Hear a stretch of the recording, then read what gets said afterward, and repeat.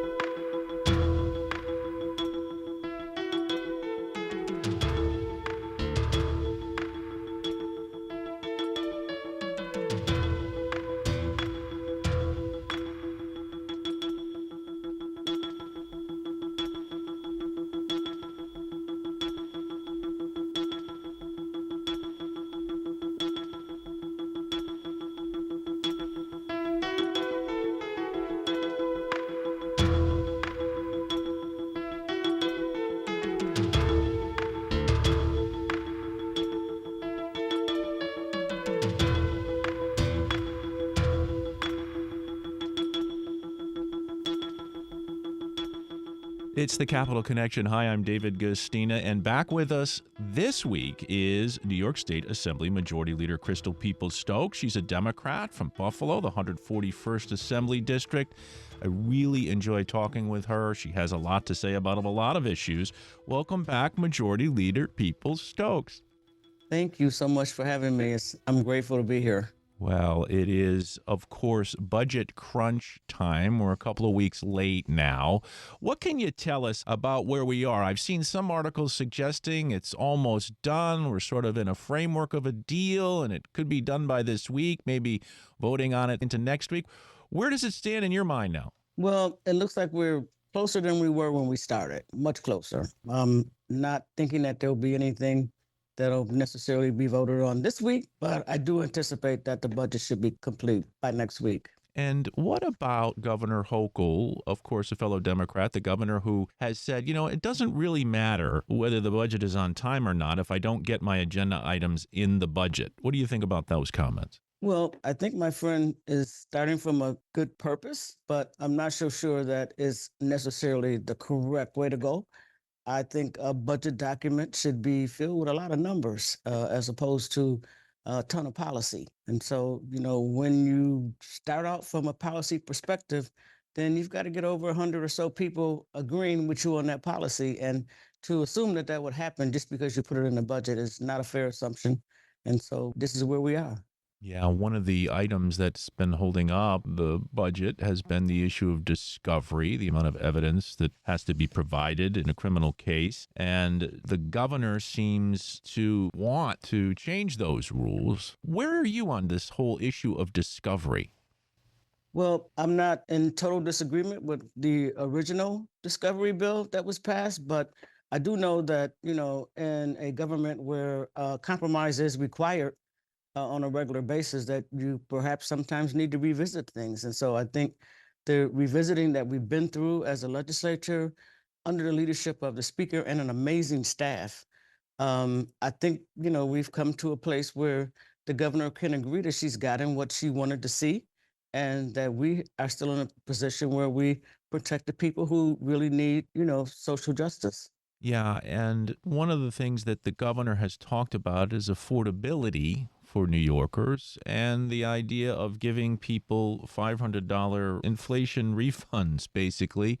Is that something that New York State can do at a time when now we have so much uncertainty coming down from the federal government? Well, from my perspective, I actually agree with you that we do not know what's coming from the federal government. And for that reason, we might need to hold whatever surplus we have in order to deal with that.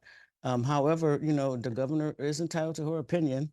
I'm not confident necessarily that, it's the best decision, but sometimes you have to, go with the flow. I know that many of the people who I represent would love to see a $500 check. In fact, it would help their families a lot deal with the many issues that they are dealing with now. Rent, children in school, things that they may need, utilities and all that sort of thing. So I get it that people do need those resources. But if we are hit with a major impact from the federal government, we're going to need to try and make up some of that somewhere. And so I think it puts us in a position where we'll have to think longer and harder about how we continue to deliver services to the people of our state should the federal government choose not to do so. Yeah, and I'm guessing that will mean, because it seems to me it's quite obvious. I've been asking folks I've been talking to on the Capital Connection weekly about this, and this includes now you, New York State Assembly Majority Leader Crystal Peoples Stokes. Are we going to end up in a special session? It seems like because of the uncertainty, that's where we're going to end up. We may have to revise plans. We may have to pull from the rainy day fund. We'll have to do what we have to do, David. I'm hoping that in spite of how where the federal government is leaning now, I'm hopeful that perhaps, they will see the light and stop doing things that are destructive to the lives of the people of not just New York State, but to the people of America. I noticed some of your colleagues have introduced a bill. It's called the Reciprocal Enforcement of Claims on Unpaid or Reduced State Entitlements or Recourse Act, and is one of two bills that were introduced in March by State Senator Jessica Ramos and Assemblymember Michael Asher that are meant to provide the state with some leverage against the Trump administration's hostile attitude toward New York State. Any idea whether that's got any legs? Well, you know what? I'm not sure why a gentleman like Trump, who has, risen to the role of president of the United States for the second time with 32 felonies, would be so interested in being negative towards the state, the home state from which he is from. I hope that, again, that at some point he'll, change his mind about why he needs to be vengeful and why he needs to, you know, hurt people by trying to hurt a certain individual. I don't think it's the smartest thing to do for a president or anyone else. I believe in karma. I think what you put out, you will end up getting back. And, I think he can vote much better for himself and our country if he would start to treat people fairly. Well, and one of the New Yorkers that's in his administration now is Lee Zeldin, former Republican candidate for governor. Didn't do so badly in that gubernatorial election. However, he's now the head of the EPA. He's the EPA administrator. It's the Environmental Protection Agency tasked with protecting the environment, and he's removing environmental protection rules. And now they're coming after New York State and their environmental legislation. You have the New York Superfund Act. And of course, this session, you guys are looking at the New York Heat Act, which your colleague in the Senate, Liz Krueger, wants to pass. And yet there's pushback on that saying it'll raise energy costs, while others are saying it'll help New York's energy issues. Well, I mean, you really have to think this one through in many ways. I'm not sure why Lee Zeldner doesn't realize the impacts that major climate events have had on not just people's lives in the state of New York, but quite frankly, the economy. The state of New York has had to put out multiple millions of dollars in order to deal with the results of storms and floods, et cetera, et cetera. It's not inexpensive to put infrastructure back in place that has been destroyed by the climate. So if you understand that climate change really impacts us as taxpayers and it impacts the lives of people, why would you want to stop opportunities to begin protecting us against those things? I'm not really sure what that mindset means, but I do know that, as it relates to the HEAT Act, if you force companies to spend multiple millions of dollars, for instance, in Buffalo, putting, utility supplies underground, it's going to cost a lot of money. And I don't know that that's something that government can or should fund. But I do know that if businesses have that sort of increase in their final costs, they are going to push that on to the consumer. And so I would anticipate that we should look forward to increases in the cost of utility. It is interesting, Crystal Peoples Stokes, Assembly Majority Leader, that when you looked at the latest Siena poll, it shows that New Yorkers really do think that the environmental legislation New York wants to pass will help New York when it comes to the climate crisis. But at the same time, they don't want to pay more money for energy. So both issues exist in New Yorkers' brains. They do. And, it's the reason why, we operate in a deliberative process. So, I mean, perhaps we need a little bit more deliberation and communication with everybody that's impacted, not just the individual people, but the businesses as well. Because at the end of the day, we do need to get to a point when we figure out how to protect our environment.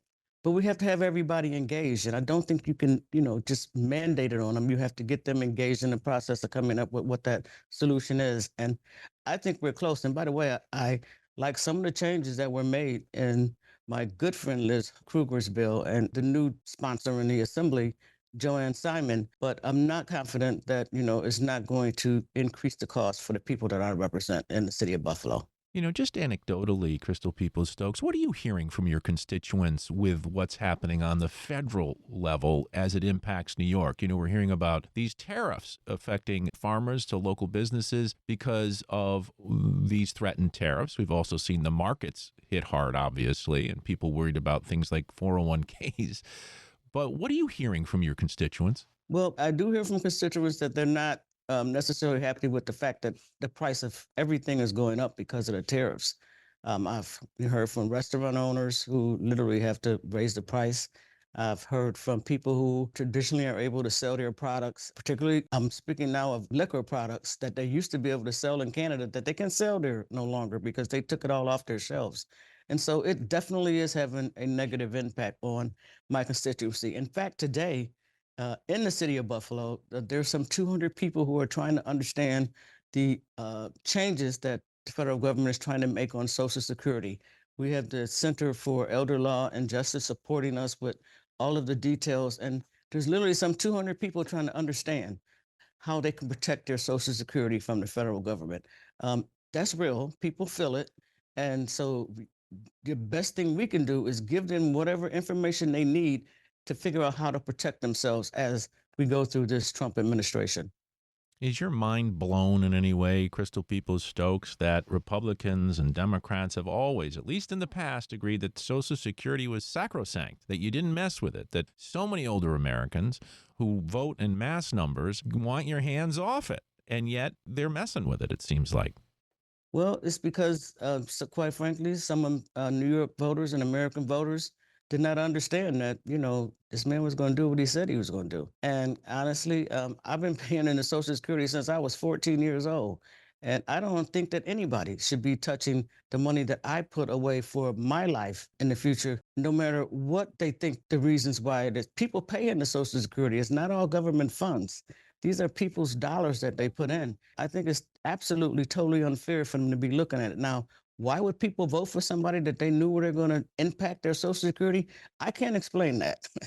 But what I can say is that I'm sure people try not to be a single issue person, but this is more than a single issue. This is like your livelihood. If this is how you have invested in something that you would like to get a return on, and now someone is trying to think of ways that they can not return it to you, it's absolutely totally unfair and it must be opposed at all stances. Well, let's turn to something I know you're very supportive of and really want to see done. And that has to do with AIM Aid. That's Aid and Incentives to Municipalities program. You've been fighting for this. I noticed that you were recently with the acting Buffalo mayor, Chris Scanlon, pushing for a hotel bed tax. And this whole idea that aid to cities and towns is very important, especially for a city like Buffalo. It absolutely is. If you think about it, and I know I've mentioned this on more than one occasion, but on last year's budget process is when I was really got motivated to try and help the 5 upstate cities, or including Yonkers, to get some sort of break when it comes to the ability to pay for services. As you know, it's the police, the fire, teachers, generally by state law, don't have to live in the communities that they work in. And when you have a poor city like Buffalo or Rochester or Syracuse coming up with resources to pay for these services that their constituents need, but according to state law, they can't mandate them to live anywhere. So what we have specifically in Buffalo is people who earn very decent salaries, and they should be paid decently, by the way. I would never want to take that from them. But they take those same dollars from the poor people of Buffalo and invest them in communities like Amherst, where they pay property taxes at.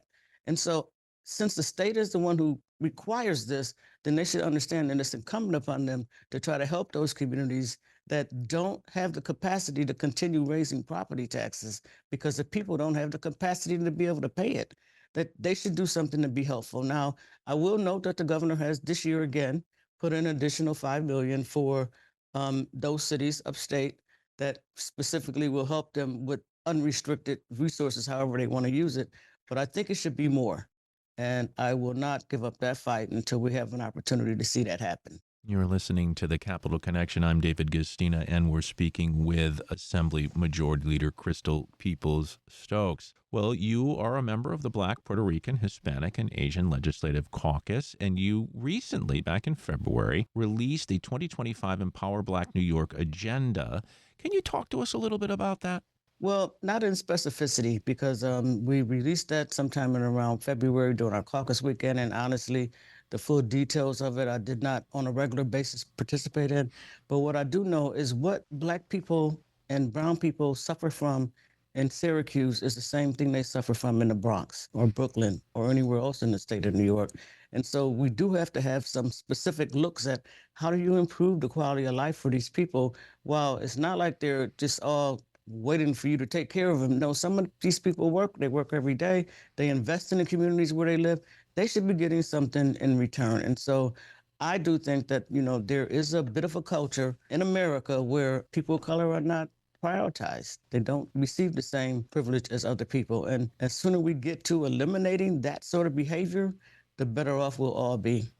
Yeah, and this systemic racism is throughout the country in most of the basic systems that we have, like the criminal justice system, the education system. And when it comes to dollars and Your poor, system, you can go through all of them. yeah, you sure They're all the can. same. And you and I have talked about this, and the idea that you have a federal government now that looks askance at diversity, equity, and inclusion, which is just what we're talking about. And the idea that it's being removed from records, including the Smithsonian. I mean, are you worried about what's going to happen in the future if we continue to look the other way on things like systemic racism in our society, as well as Well, this? I won't say I'm worried. Yeah. Actually, 4 generations away from enslaved people, and if you can get through 4 generations away from slave people and become the majority leader, all things are still possible. And so, I think we have to still keep working. And as you mentioned earlier, collective people's thought process are the same, then they have to collectively work on that. And that's where we are right now. Most of America's industries have been built on the backs of Black people and Brown people. And so until we get access to that same sort of level of economics, then I think we just have to keep pushing for it. Um, I would be remiss if I decided that, you know, I can't do this anymore. It's intolerable. I can't do it. But while I'm standing on the shoulders of people who made it through, not just the Middle Passage, but through slavery and through Jim Crow and through civil rights.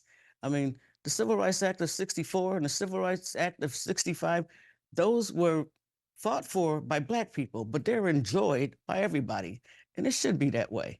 And so I think, we just have to keep staying on target, staying on issues, staying focused on what we need to do to be a more inclusive society in spite of what the federal government is saying right now. I actually sit on the Women's Commission to set up a Women's History Museum through the Smithsonian. And, the thought that every woman's history can't be included in that because they want to deny people the fact that they are African American or the fact that they're Native American or the fact that they're Latino American is very discouraging to me, but I'm not willing to say that that's okay. And so since I'm not willing to say that's okay, I have to be willing to still fight for it. And I am. Can you just tell us a little more about a new Smithsonian Museum for Women? What that would be? Where would it be? It would be in Washington, D.C. Okay. It would be on the mall where there are many other Smithsonian museums. It is something that has been in the works for, I want to say, the last maybe 10 to 12 years. Wow. The first process was setting up a commission just to go out and study whether this is something that, women want. And there were some amazing women who did that years ago. Carolyn, former Congresswoman Maloney, was the one who first introduced a bill for it. It's been approved to establish the museum, but what we have not gotten yet is an approval on this location. Once there is an approval on the location, then we will do much like other Smithsonian museums, including the African American Cultural Museum. You get half of the money from the federal government and the other half you have to raise. So we're going to be looking to, in the next 10 years or so, to raise $500 million to cover the cost of building that museum that honors women. You kind of might be surprised that as long as we've been around as a country, there is no history museum that honors women under the Smithsonian umbrella.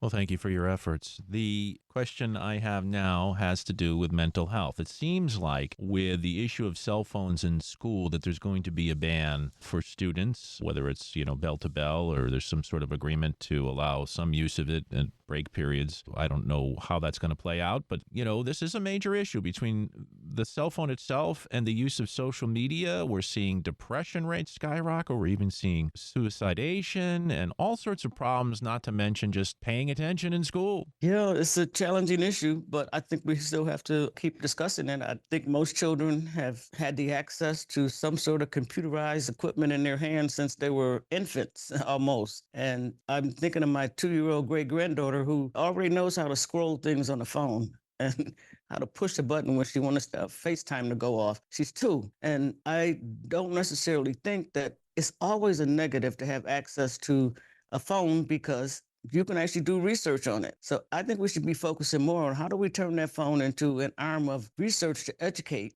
as opposed to something that is prohibited to have. I know that there are a ton of districts, particularly in the Western New York community, because I attended a roundtable discussion with the governor on this topic, who already have policies in place. And so sometimes I don't think it's always up to government to figure out how people do these things, but you should let them know that they should do something. What would you like to do as opposed to you have to do this? Well, the thing that I've always wondered about when it comes to schools is the funding formula, and that we've never gotten it right. And the idea that you mentioned property taxes before go to pay the school, but if you're in a poor neighborhood, there's not a big tax base. So we really haven't worked out the equity there, have we? Not yet, but we're still working on it. You may notice a couple of years ago, I actually passed some legislation called the Community Schools Act, Yep. which, provide additional resources to schools that had a lot of children in them who come from lower incomes and needed more support. As a result of that, there are schools in Buffalo that hold Saturday academies where, maybe there's a lawyer there that the family can talk to. Maybe there's student interns from the dental school or the medical school that can help people understand how to get access to the proper health care.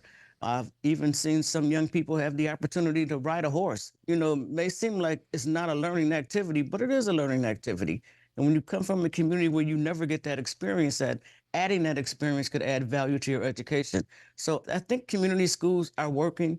The only issue that I have with them right now is, they've been like most other opportunities to get resources for your school district. They've in some ways been compromised. And some districts are getting access to them that really don't have the same population in it that, say, School 37 does in the great city of Buffalo. Finally, we're running out of time, but Crystal Peoples Stokes, I know you have been one of the first people on this issue, the legalization of cannabis. It's legal, both recreational and we have medical cannabis as well. I've spoken recently to some medical cannabis doctors who are unhappy. I know you've heard from them as well. The idea here is that it's not being treated as medicine like it should be. So, for example, more choices on the recreational side. When if patients who have legitimate medical concerns, they should have more choices. That it's not taken seriously, and therefore it's pushing everyone to the recreational side and shortchanging the folks who have medical conditions.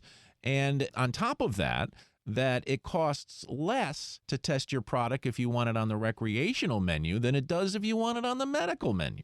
Well, there are a lot of complicated issues around this one. I will say that, medical marijuana was in place before the adult use was passed. But when adult use was passed, it created an agency, the Office of Cannabis Management, that then took the medical piece of it from the health department. It took the agriculture piece of it, the hemp part, from the agriculture department, and it put it all into one department. But there has been so much focus on the adult use part of it and not enough focus on the other two pieces. I think, that needs to change, and it needs to change with some urgency because it is a medical plant. It has medical capacity, not just for seniors, but, perhaps for young people who were born with disabilities. And so I, for one, would like to see that there are not taxes charged on medical cannabis. You don't pay a tax when you get a prescription for diabetes or any other prescription. So you should not be paying one on medical cannabis. I support that. I will still keep working to try to make that a reality.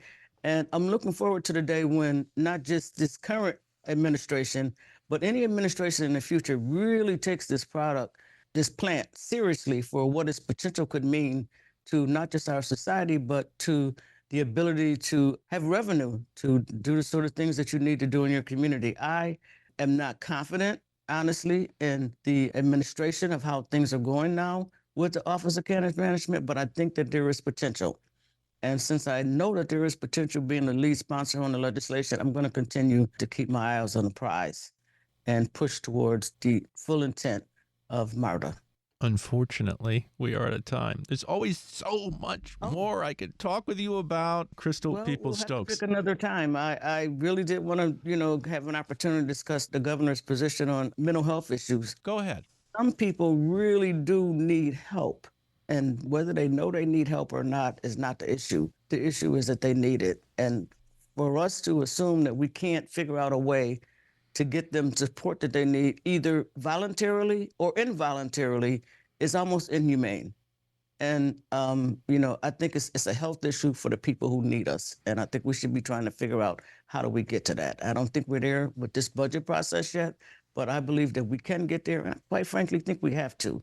The health of these people who are citizens who live in this country, who live in this state, they need us working in their behalf as well, and I would like to do that. That'll have to be the last word. She is New York State Assembly Majority Leader Crystal Peoples Stokes. We'll get you back, of course, to talk more about these important issues. Good luck with the budget. And Thank you, David. thank you so much for joining us again. It's my pleasure to be here. Thank you for having me.